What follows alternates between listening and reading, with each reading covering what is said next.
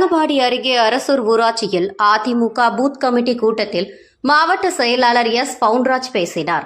மயிலாடுதுறை மாவட்டம் தரங்கம்பாடி அருகே அரசூர் ஊராட்சியில் அதிமுக தெற்கு ஒன்றியம் சார்பில் பூத் கமிட்டி கூட்டம் வியாழக்கிழமை மாலை நடைபெற்றது.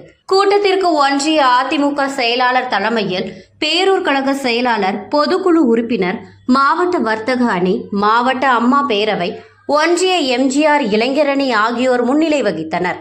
இதில் மயிலாடுதுறை மாவட்ட அதிமுக செயலாளரும் முன்னாள் எம்எல்ஏவுமான எஸ் பவுன்ராஜ் கலந்து கொண்டு வருகின்ற சட்டப்பேரவை தேர்தலில் பூத் கமிட்டி நிர்வாகிகள் வீடு வீடாக சென்று திண்ணை பிரச்சாரம் மேற்கொண்டு அதிக அளவில் வாக்குகள் பெற்று வேட்பாளரை வெற்றி பெற செய்ய வேண்டும்.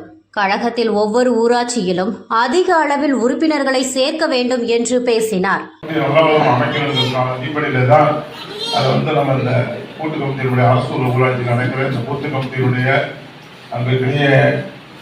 தலைவர் அன்பு சகோதரர் அந்த 9 பேரு அந்த கிளைக்கழக செயலாளர், நீங்க அந்த 12 பேரும் திண்ணை பிரச்சாரம் பண்ணணுங்கிறது நம்முடைய கழக பொதுச்செயலாளருடைய அவா எண்ணம்.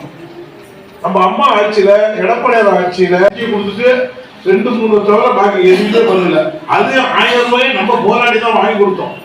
1000 ரூபாயை கொடுத்துட்டு டாஸ்மார்க் 100 ரூபாயை பாட்டிலுக்கு ஏற்றி அதை வாங்கி நம்ம மாமா விட வாங்கி அதை வச்சு நவுத்திட்டு இருக்கான். மாசம் 3000 ரூபாய் அது போகுது.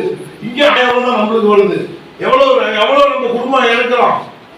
3000 ரூபாய் பாட்டில் மூலமா அரசாங்கத்துக்கு வருமானம் போகுது. ஆனா உங்ககிட்ட எவ்வளவு வருது? 1000 ரூபாய் தான் வருது.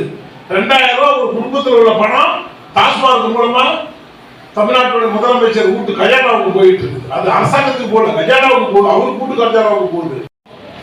எடப்பாடியார் கொடுத்தாரு, தாலிக்கு தட்டு கொடுத்தோம். ஒரு அற்புதமான திட்டம். இன்னைக்கு என்ன விற்கிது? ஒரு பவுன் 1700 ரூபாய் விற்கிது. 70,000 ரூபாய் விற்கிது. நல்லா நினைச்சு பாருங்க. இன்னைக்கு ஒரு ஏழை எளிய ஒரு குடும்பத்துக்கு வந்து அது பெரிய உதவி. அதே போல லேப்டாப் இன்னைக்கு 24,000 30,000 ரூபாய் இன்னைக்கு லேப்டாப். அது பள்ளி மாணவர்கள் கிடைச்சா ஒரு குடும்பத்துக்கு 30,000 கிடைக்கும். அதே போல நம்மளுடைய வயது முதியவர்களுக்கு நம்ம 1000 ரூபாய் பணம் கொடுத்தோம்.